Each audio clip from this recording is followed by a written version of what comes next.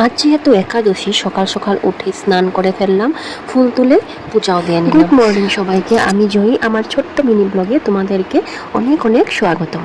সকালের খাওয়া দাওয়া শেষ করে দুপুরের জন্য তৈরি হচ্ছে।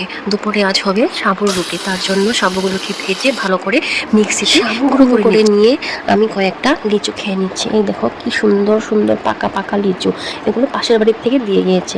আর এই যে কলা দেখো আমাদের মামা শ্বশুরের বাড়ি থেকে, মানে মামার বাড়ির থেকে নিয়ে এসেছে। তো আমি আবার নতুন নতুন করে একাদশী রাখি, তার জন্য আমাকে শাশুড়ি মা বলেছে তুমি ভাত ছাড়া সব কিছু খেতে পারবে। তারপর আমার শাশুড়ি মা পাকা পাকা আম খাচ্ছে, এগুলিকে আবার আমরা মাখা করে আমার জিভে জলে এসে যাচ্ছে। আর ভীষণ মিষ্টি ছিল আমগুলি।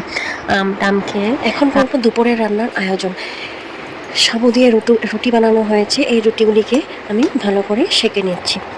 সত্যি কথা কি, নতুন করে আমি একাদশী করি, তো আগে তো কোনো দিন করিনি, তাই ভালোও লাগে একাদশী করতে। আর নতুন নতুন খাওয়ার মানে ভীষণ এক্সাইটিং ফিল হয় আমার।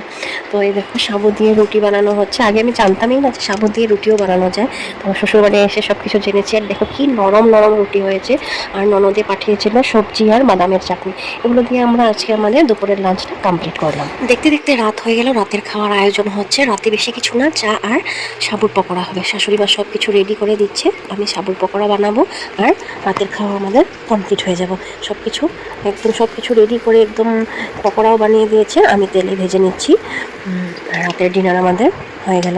আমরা আমাদের একাদশীতে এইসবই খাই, সাবুর পকোড়া, সাবুর রুটি, ফলমূল এসব খেয়ে আমরা আমাদের একাদশী পালন করি।